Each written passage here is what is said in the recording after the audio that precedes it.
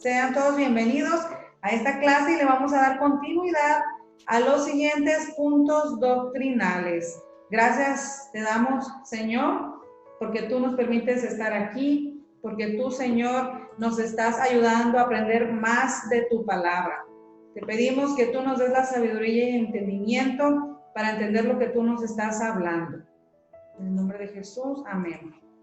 Bien, ya les estoy ahorita compartiendo esta pantalla.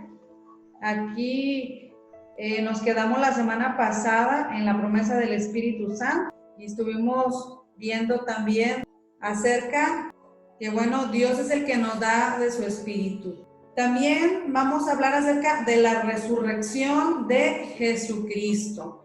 Quiero decirles que hay muchas personas que no creen que Jesús haya resucitado. Incluso piensan que Él se quedó en la tumba, ¿verdad? Nosotros sabemos que la tumba está vacía, que la tumba ya no más va a reinar la muerte sobre Jesucristo. Y bueno, este es un punto.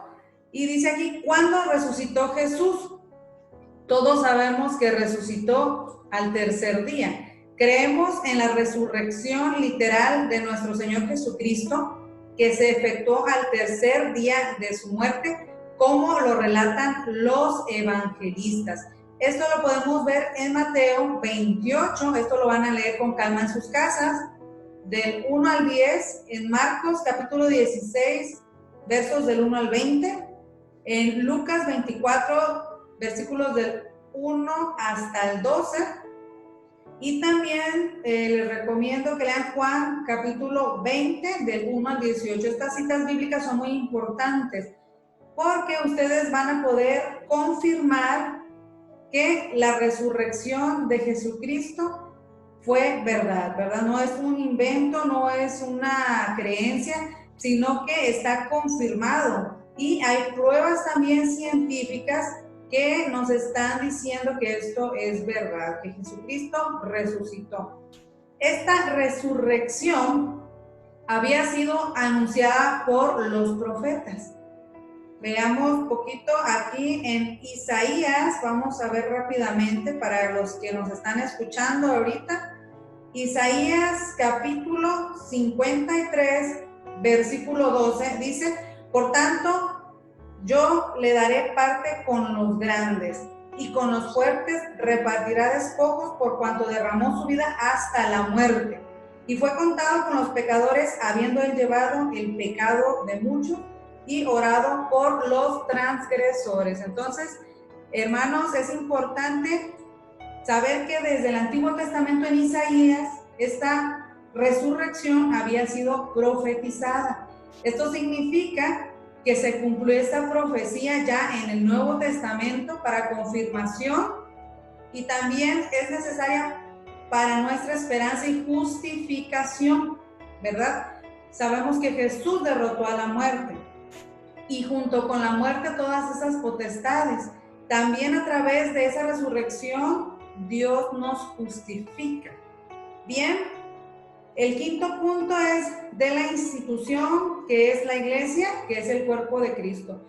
Yo sé que actualmente no nos estamos congregando en ninguna iglesia, tal vez por la pandemia, algunos sí están yendo a orar, otros están apartando tiempo en sus hogares, pero la iglesia no es un edificio, la iglesia soy yo, soy el cuerpo de Cristo y es una institución.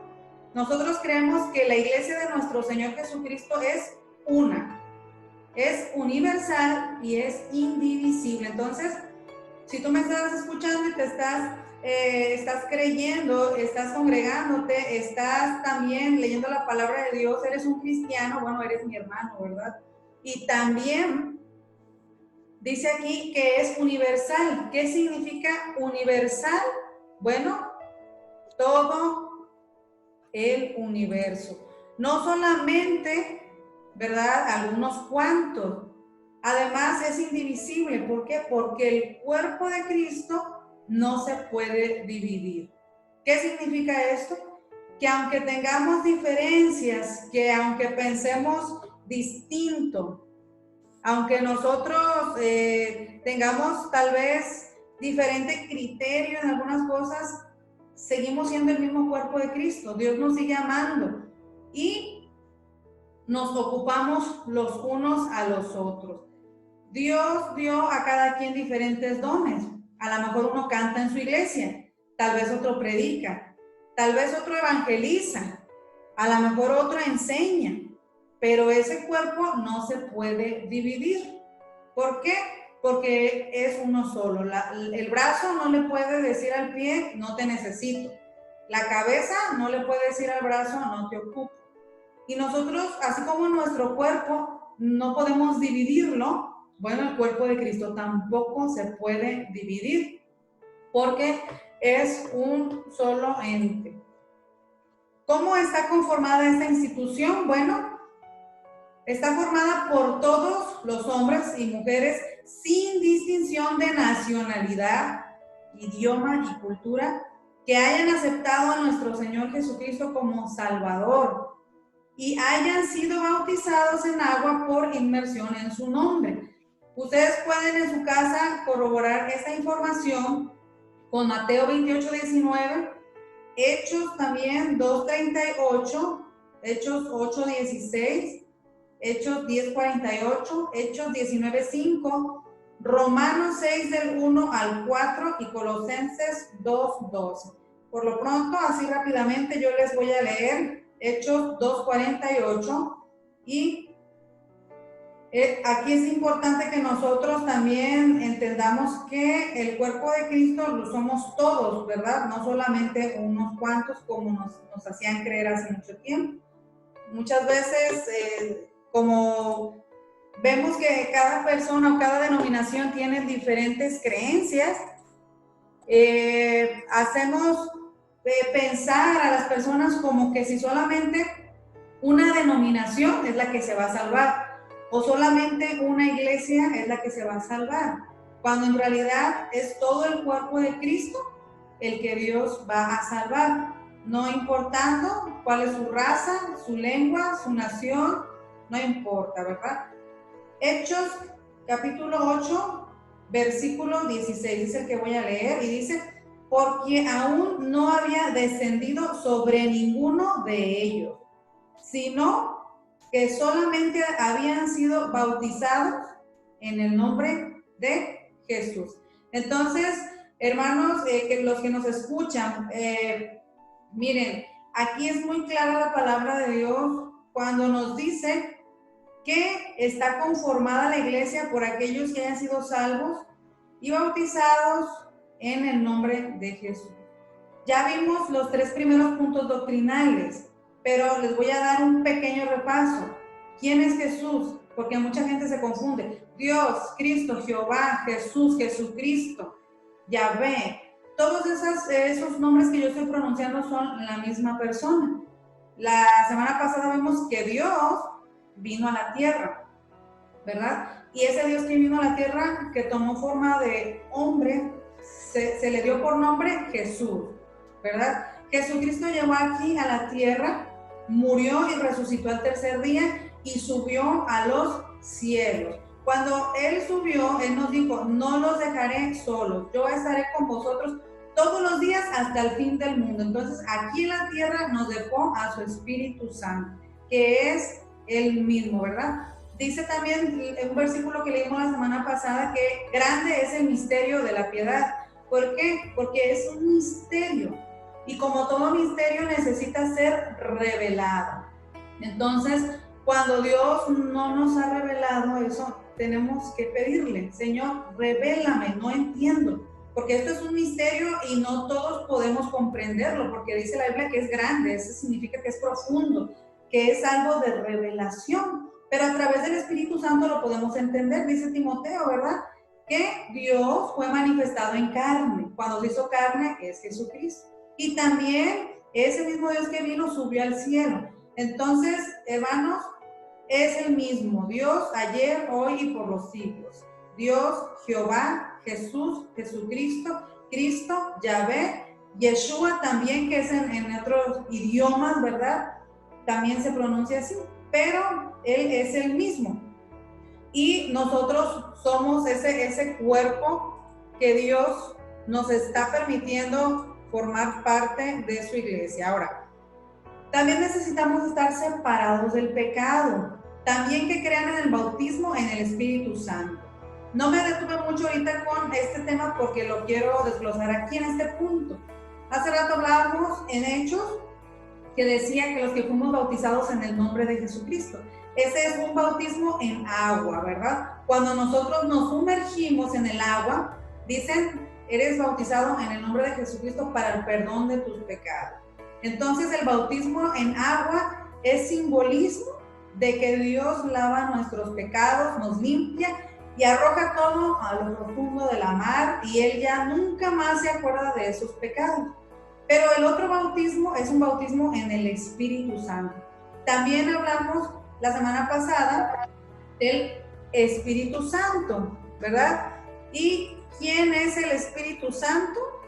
Dijimos que se podía manifestar en lenguas también. El Espíritu Santo viene con nosotros para darnos consolación, para darnos restauración, para guiarnos. El Espíritu Santo tiene muchos atributos y nosotros debemos de creer en ese bautismo. El Espíritu Santo nos va a ayudar para vivir separados de la práctica del pecado y para perseverar sirviendo al Señor. Si alguna vez hemos sentido desánimo, que ya no podemos seguir adelante, que no encontramos nuestro propósito y que no sabemos el porqué de muchas cosas, yo los invito a que le pidan a Dios que los bautice en su Espíritu Santo. Cuando ustedes tengan esta hermosa experiencia, ustedes muchas cosas se les van a aclarar. Dudas que tenían de la palabra de Dios, creencias, ideologías en su mente, pensamientos negativos. Todo eso el Espíritu Santo lo puede borrar, lo puede transformar y Él es experto en ayudarnos a discernir también. Número 6, la iglesia y el Estado. Bueno, ahorita vimos que yo soy el cuerpo de Cristo, ¿verdad? Pero también la iglesia es una institución a donde tú perteneces y a donde yo pertenezco. Le llamamos denominación, institución también. ¿Por qué? Porque hay derechos, pero también hay deberes. Yo no puedo decir que soy cristiana, pero no oro, no diezmo, no voy a la iglesia, no ofrendo, no ayuno, ¿verdad? No tengo lazos fraternales. Entonces no es posible ese tipo de cristianismo. ¿Por qué? Porque el cristiano debe de dar testimonio pues de que él es un hijo de Dios. ¿Cómo va a dar testimonio? Bueno, con su vida, separado del pecado, acudiendo también a las necesidades del pueblo de Dios. Pero la iglesia como institución, nosotros creemos que está separada del Estado. ¿Por qué? Porque aquí dice cada quien lo suyo. Creemos en la separación del Estado y la iglesia y que ninguno debe intervenir en asuntos internos del otro. Dice la Biblia, al César lo que es del César. Pues aquí se cumple el precepto bíblico de dar lo que es de César a César y lo que es de Dios a Dios. Esto está en Marcos 12:17, ustedes lo pueden leer con calma.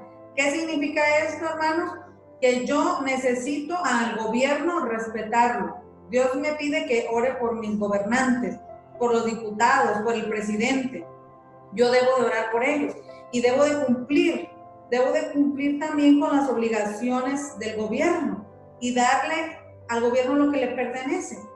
Pero también dice que lo que es de Dios se lo debo de dar a Dios, ¿verdad? Esto significa que hay una separación. Hay una separación porque, aquí en este dibujo se los puse, el Estado no puede intervenir en cosas de la iglesia y la iglesia no puede intervenir en cosas del Estado. Antes sí se podía, pero gracias a Dios, ¿verdad? Que usó a ese famoso, aquí en México, ese famoso personaje que es Don Benito Juárez, y él separó la iglesia del Estado. Antes sí tenía la iglesia control, ¿verdad? Sí se podía tomar decisiones, pero ya esto ya no se puede. ¿Por qué? Porque cada quien tiene sus propios trabajos, sus propias facultades. Los miembros de la iglesia deben tomar participación en actividades cívicas de acuerdo a su capacidad e inclinaciones políticas. ¿Qué significa esto? Que bueno, Dios nos da la libertad para nosotros escoger nuestros partidos, nos da la libertad de apoyar, pero debemos respetar nuestras instituciones cívicas. Debo yo también de mis instituciones, mis símbolos patrios, respetarlos. Cuando se ocupe que yo tenga que saludar a la bandera, lo ocupo hacer por el respeto, porque si uno es mexicano debe respetar todos estos símbolos patrios.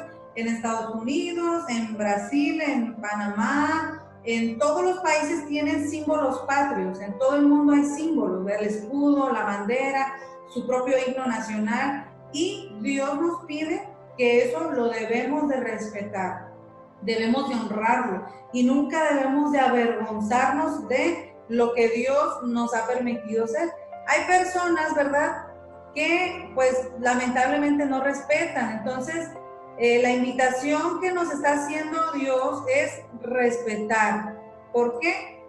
Porque nosotros no debemos de avergonzarnos de la nacionalidad que Dios nos dio. Él nos hizo una nacionalidad porque Él sabe que en esta nación vamos a cumplir un propósito. A los misioneros Dios los manda a predicar a todo el mundo y Dios les da un propósito a ellos, y también pues deben de respetar todas esas instituciones y todos esos símbolos, siempre reflejando sus ideas personales y no las de la iglesia, que siempre es neutral y tiene cabida para los hombres de todos los credos políticos. Es decir, hermano, ustedes pueden votar por quien quieran, son libres de escoger el partido político que más les guste, que más les convenga, ¿verdad? No, la iglesia no puede imponer el voto a ninguno de sus miembros. Y bueno, con este punto, ahí en el chat me van poniendo sus preguntas y sus dudas también. Con este punto casi estoy aterrizando.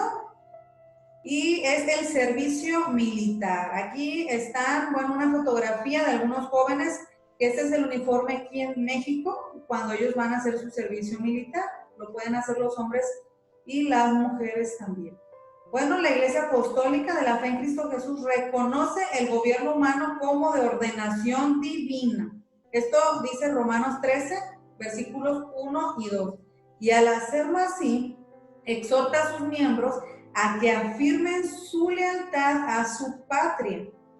Siendo discípulos del Señor Jesucristo, es deber de todo cristiano obedecer sus preceptos, mandamientos que enseñan como siguen. Aquí les voy a poner rápidamente estas reglas que son pues lo que nosotros consideramos, ¿verdad? Dice, se considera un pecado que después de haber recibido el conocimiento de la verdad, haber sido perdonados de todos los pecados y haber sido hechos nuevas criaturas en Cristo Jesús, participen en acciones y actos diferentes a aquellos recomendados por la divina palabra de Dios.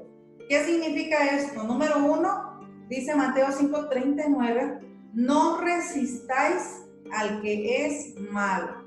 ¿Qué significa? Que tal vez en nuestra sociedad va a haber gente que defienda ideologías contrarias al cristianismo. Aún así, tenemos que respetarlo, tenemos que amarlo y tenemos que orar por él.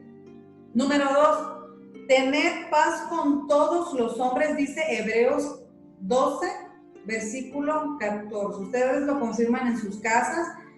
Es importante, hermanos, ser personas pacíficas, no rencillosas, no que estemos a pleito y pleito.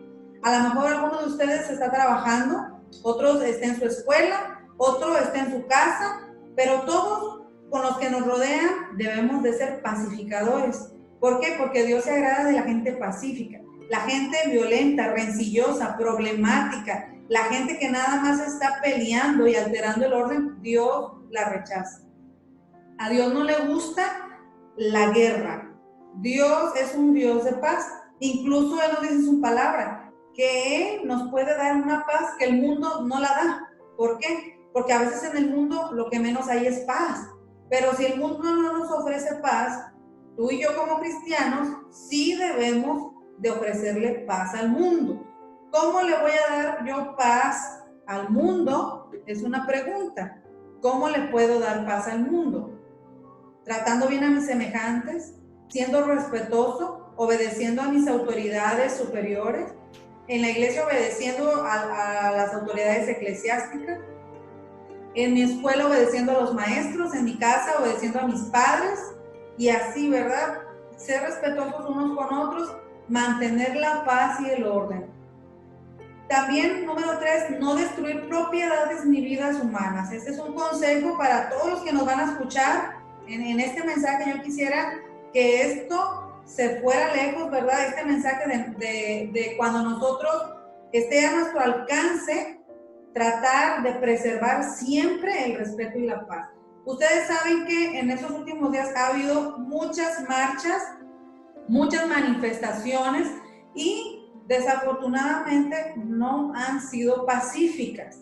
De lo contrario, han sido violentas. Han rayado paredes, han destruido inmuebles, han quemado propiedades. Me ha tocado ver, como cristianos, nosotros no debemos de participar de nada de eso.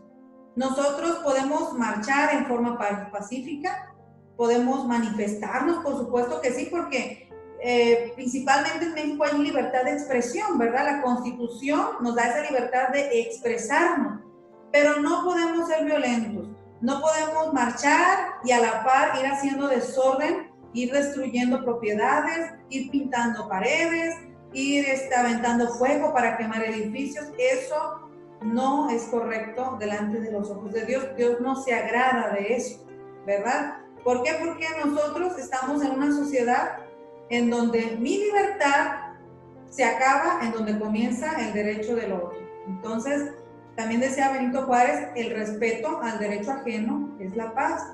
Hay que respetar, hermanos, y si algún día se ofrecen marchar, manifestarnos, hacerlo con orden y decentemente, como dice la palabra de Dios. No es malo, no es pecado decir lo que creemos, pero sí incurrimos en responsabilidad, incluso en un delito cuando dañamos una propiedad.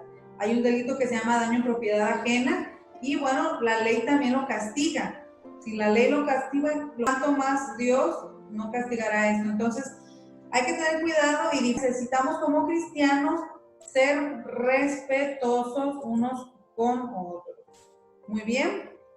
La doctrina enseña que se ore porque tengamos siempre hombres de Dios como gobernantes y orar por ellos para que tengan siempre una alianza divina. ¿Qué significa, hermanos? Haya quedado quien haya quedado, de gobernador, haya quedado los que hayan quedado como diputados, como presidentes municipales, todas esas autoridades, hermanos, debemos de ponerlas en las manos de Dios, porque nosotros no sabemos qué futuro nos espera. Si los gobernantes están cubiertos por la sangre de Cristo, a nosotros nos va a ir como ciudadanos. Pero si nuestros gobernantes la están pasando mal, van a venir consecuencias para nosotros. Primera de Timoteo 2:2 dice, orar por los que nos gobiernan y por todas las autoridades. Todas las autoridades, ¿quiénes son? Las que son puestas por Dios. Desde el que está en un área de gobierno, algún burócrata, ¿verdad? Hasta el presidente de la República, hasta el presidente de un país. Debemos estar intercediendo por ellos para que Dios nos guíe y puedan tomar buenas decisiones que nos beneficien a nosotros y no decisiones que nos vayan a perjudicar.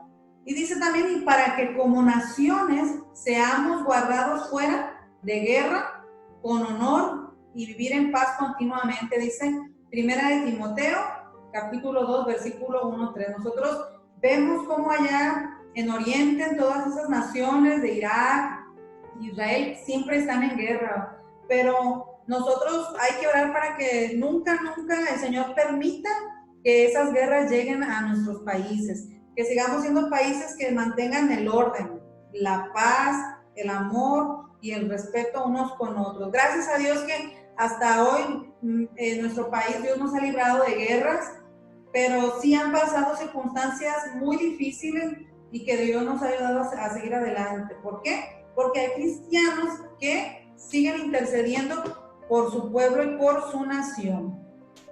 Bueno, decirles que al finalizar les vamos a dar un resumen de todo esto que estamos hablando. Ya vamos en el punto número 7. Los invitamos a continuar en la siguiente sesión con el 8º punto doctrinal, y quiero decirles que vamos muy bien. Llevamos 7 puntos hasta el día de hoy, vamos muy bien, y próximamente estaremos concluyendo esta clase, este nuevo curso de los 18 puntos doctrinales. Así que, hermanos, si tienen alguna duda, alguna pregunta, ustedes lo pueden hacer ahí en el chat, pueden mandar también un mensaje o pueden también enviar un correo electrónico. Amén. Bien, vamos a concluir. Nuestra hermana Sara nos ayuda. Amén. Vamos a orar para despedirnos. Le decimos gracias, Dios, te damos por este momento que tú nos permites estar estudiando tu palabra. Te pedimos, Dios, que todo lo que aprendimos quede guardado en nuestros corazones, Señor Jesús, y que nos ayudes a servirte como tú deseas y como tú te mereces. Bendice la vida de cada uno de nuestros amigos y hermanos que están aquí, Señor Jesús, y permítenos, Señor Jesús, ser sabios y que tu amor pueda resplandecer en nuestras vidas. Despídanos en paz y cuida de cada uno de nosotros. Amén y amén. Dios les bendiga. Amén, Dios les bendiga. Hacemos la cuenta regresiva. 5, 4, 3, 2, 1. Dios les bendiga.